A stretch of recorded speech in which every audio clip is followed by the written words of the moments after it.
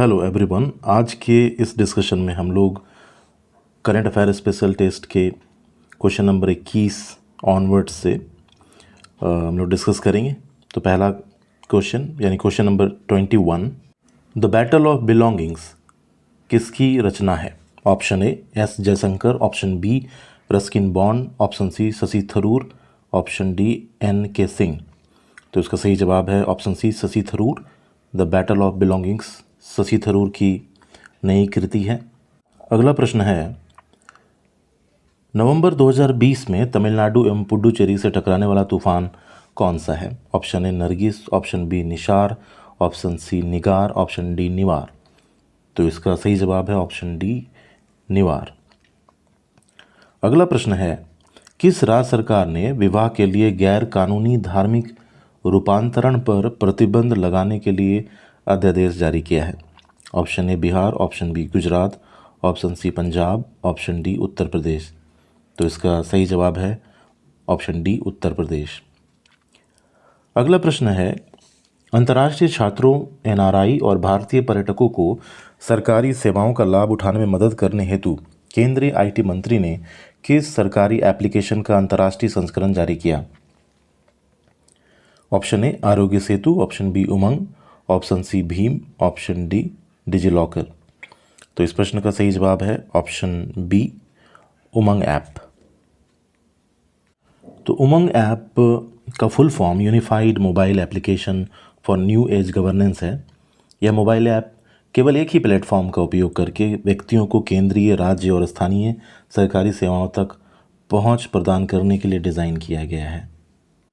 अगला प्रश्न है, पश्चिम बंगाल के वर्तमान राज्यपाल कौन हैं? Option A Jagdeep Dhankhar, option B Anandiben Patel, option C Manoj Sinha, option D Phagu Chauhan. तो इस प्रश्न का सही जवाब है ऑप्शन ए जगदीप धनखड़। तो अगला प्रश्न है, किस भारतीय वेब सीरीज ने पहली बार इंटरनेशनल एमी अवार्ड जीता है? ऑप्शन ए लाखों में एक, option B Panchayat, option C sacred games, option D Delhi crimes. तो इसका सही जवाब है ऑप्शन डी दिल्ली क्राइम्स।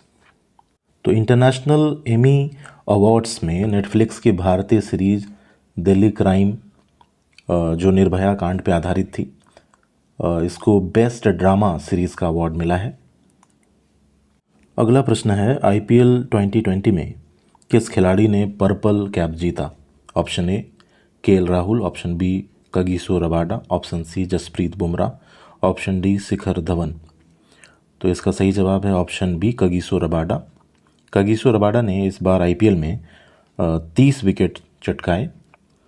ध्यान देने वाली बात है कि पर्पल कैप जो है सबसे अधिक विकेट लेने वाले खिलाड़ी को मिलता है। शतरंज में आर्मगेडन शब्द यह क्रिकेट में सुपर ओवर अथवा हॉकी या फुटबॉल में पेनाल्टी शूटआउट के समान होता है। एक आर्मगेडन गेम में सफ़ेद मोहरों के पास काले मोहरों की तुलना में सोचने का समय अधिक होता है, लेकिन बोर्ड पर ड्रॉ स्कोर होने पर काले मोहरों को विजयी अंक मिल जाता है। इसमें काले मोहरों के लिए नुकसान होता है तथा उन्हें खेल को समझने के लिए 1 मिनट कम दिया जाता है, और यह अड़चन सफ़ेद मोहरों की जीत के लिए लाभकारी हो जाती है। तो इसलिए प्रश्न संख्या का जवाब है ऑप्शन बी शतरंज। अगला प्रश्न है, चन्नपटना खिलौनों का संबंध किस राज्य से है? तो option A Bihar, option B Karnataka, option C Tamil Nadu, option D Uttarakhand. तो इसका सही जवाब है ऑप्शन बी कर्नाटक। तो चन्नपटना खिलौने लकड़ी के खिलौने और गुड़ियों का एक विशेष प्रकार है तथा कर्नाटक राज्य के रामनगर जिले के चन्नपटना शहर में निर्मित होते हैं। यह पारंपरिक शिल्प एक भौगोलिक संकेत जीआई के रूप में संरक्षित है। इन खिलौनों की लोकप्रियता के परिणाम स्वरूप चन्नपटना को कर्नाटक के गोम्बेगला ऊरू खिलौना शहर के रूप में जाना जाता है। कोविड-19 महामारी ने इस उद्योग को एक गंभीर झटका दिया है। इसने चन्नपटना खिलौने बनाने वाले कई कारीगरों को आजीविका के लिए विविध नौकरियों की तलाश करने पर विवश कर दिया है। अगला प्रश्न है, निम्नलिखित में से कौन सुमेलित नहीं है? यूएसए, जीपीएस, रूस, ग्लोनास, यूरोपीय संघ, केपलर, भारत, नाविक। तो इस प्रश्न में एक तरफ देश के नाम हैं और दूसरी तरफ उनकी जो नेविगेशन प्रणाली है उनका नाम दिया गया है। यूएसए का जीपीएस ये सही है, रूस का ग्लोनास ये भी सही है, यूरोपीय संघ का केपलर ये गलत है, और क्योंकि यूरोपीय संघ का जो नेविगेशन प्रणाली है उसका नाम गैलीलियो है, ना कि केपलर, और भारत का नाविक जो है वो सही है। अगला प्रश्न है, ढोल निम्नलिखित में से कौन सा जानवर है? ऑप्शन ए एशियाई जंगली कुत्ता, ऑप्शन बी एशियाई जंगली भैंसा, ऑप्शन सी एक सर्प, या फिर ऑप्शन डी एक मगरमच्छ। तो इसका जवाब है ऑप्शन ए एशियाई जंगली कुत्ता। तो ढोल एशियाई जंगली कुत्ता होता है और यह कर्नाटक, महाराष्ट्र और मध्य प्रदेश, भारत में लुप्तप्राय है और संरक्षण में शीर्ष पर है। ढोल दक्षिण और दक्षिण पूर्व एशिया के उष्णकटिबंधीय वन क्षेत्रों में पाया जाने वाला एक जंगली मांसाहारी जानवर है। अधिकांश क्षेत्रों में ढोल प्रजाति के कुत्तों की संख्या कम हो रही है, जिसका मुख्य कारण इनके आवासों का नष्ट होना, शिकार की कमी, घरेलू कुत्तों से बीमारी का संचरण और अन्य प्रजातियों के साथ प्रतिस्पर्धा है। अगला प्रश्न है, राष्ट्रीय हथकरघा दिवस कब मनाया जाता है? पहला ऑप्शन ए 7 जुलाई, ऑप्शन बी 7 अगस्त, ऑप्शन सी 7 सितंबर, या फिर ऑप्शन डी 7 अक्टूबर। तो इस प्रश्न का सही जवाब है ऑप्शन बी 7 अगस्त। तो पहला राष्ट्रीय हथकरघा दिवस वर्ष 2015 में आयोजित किया गया था। 7 अगस्त को ही क्यों? 7 अगस्त का क्या महत्व है? तो 7 अगस्त को राष्ट्रीय हथकरघा दिवस के रूप में चुना गया है क्योंकि इसी दिन वर्ष 1905 में कलकत्ता के टाउन हॉल में स्वदेशी आंदोलन की शुरुआत हुई थी। इसका उद्देश्य हथकरघा उद्योग के बारे में लोगों के बीच बड़े पैमाने पर जागरूकता पैदा करना और सामाजिक आर्थिक विकास में इसके योगदान को रेखांकित करना है। अगला प्रश्न है, निम्नलिखित में से कौन ट्राई फूड स्कीम में शामिल नहीं है? ऑप्शन ए खाद्य प्रसंस्करण उद्योग मंत्रालय, ऑप्शन बी जनजातीय मामलों के मंत्रालय, ऑप्शन सी ट्राईफेड, या फिर ऑप्शन डी एमएसएमई मंत्रालय। तो इसका सही जवाब है ऑप्शन डी एमएसएमई मंत्रालय। तो खाद्य प्रसंस्करण उद्योग मंत्रालय, जनजातीय मामलों के मंत्रालय और ट्राईफेड के द्वारा संयुक्त रूप से ट्राई फूड योजना का आरंभ किया गया है और ट्राईफेड द्वारा एमएसएमई मंत्रालय के सहयोग से आदिवासियों के लिए तकनीक टेक फॉर ट्राइबल्स पहल का आरंभ किया गया है। अगला प्रश्न है, भारत का 13वां प्रधान बंदरगाह किस राज्य में स्थापित किया जाने वाला है? Option A Kerala, option B Gujarat, option C Maharashtra, option D Tamil Nadu. तो इसका सही जवाब है ऑप्शन सी महाराष्ट्र। 5 फरवरी 2020 को प्रधानमंत्री श्री नरेंद्र मोदी की अध्यक्षता में केंद्रीय मंत्रिमंडल ने महाराष्ट्र के वधावन में एक नए प्रमुख बंदरगाह की स्थापना के लिए मंजूरी प्रदान की। वर्तमान में देश में कुल 12 प्रमुख बंदरगाह हैं, अतः यह बंदरगाह देश का 13वां प्रमुख बंदरगाह होगा। अगला प्रश्न है, पीएम कुसुम योजना का उद्देश्य है?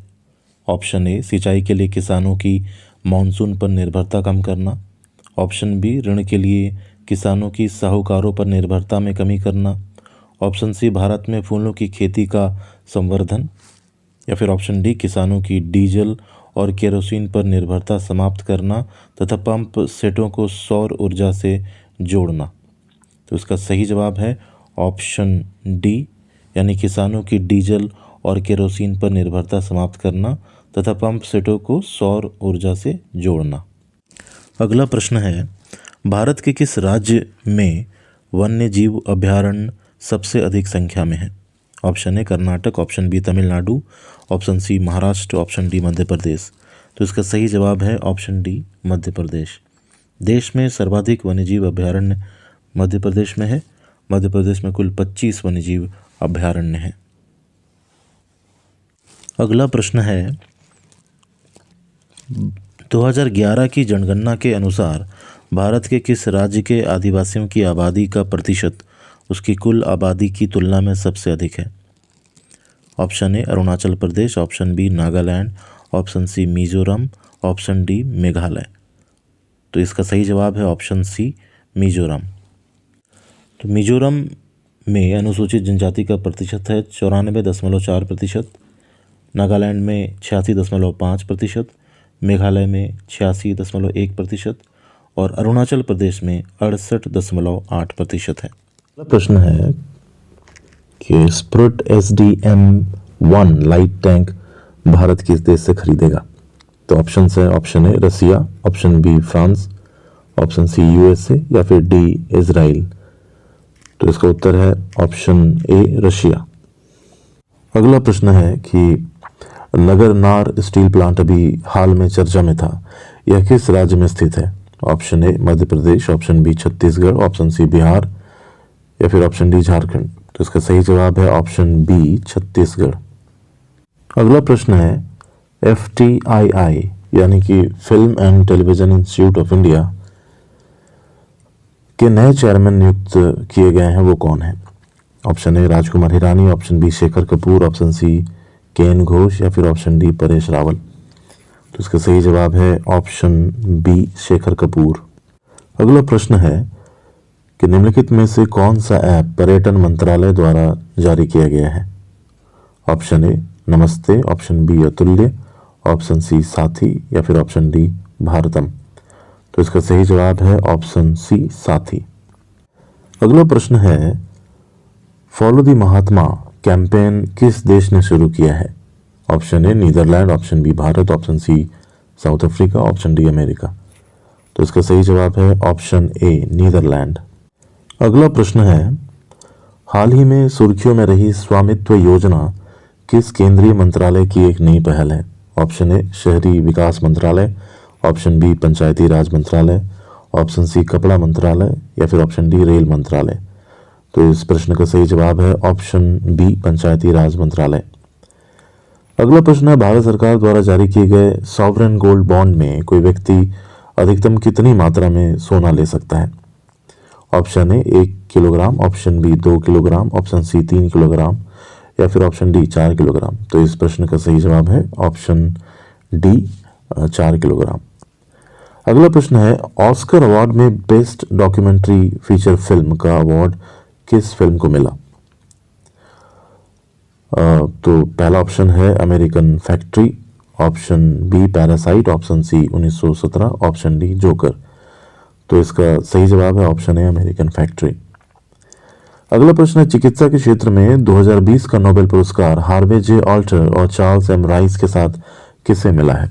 Option A Roger Penrose, option B Paul R Milgrom, option C Michael Houghton, option D Louise Glück.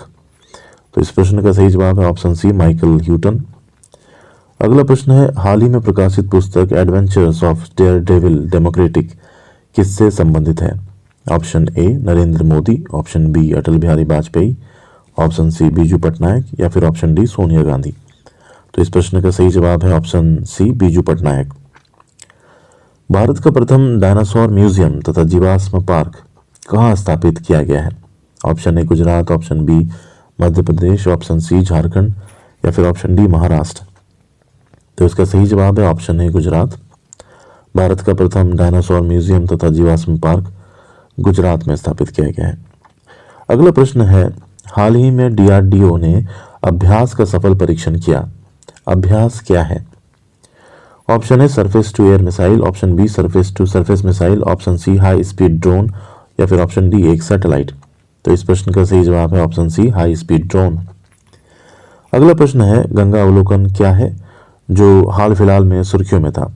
Option A स्वच्छता मिशन, ऑप्शन बी संग्रहालय, ऑप्शन सी पानी का जहाज, या फिर ऑप्शन डी इनमें से कोई नहीं। तो इसका सही जवाब है ऑप्शन बी संग्रहालय। तो 29 सितंबर 2020 को प्रधानमंत्री श्री नरेंद्र मोदी ने हरिद्वार में गंगा नदी पर अपनी तरह के पहले गंगा अवलोकन नामक संग्रहालय का उद्घाटन किया। यह संग्रहालय हरिद्वार के चंडी घाट में स्थित है। इस संग्रहालय के स्थापित होने से गंगा नदी की जैव विविधता तथा संस्कृति को समझने में मदद मिलेगी।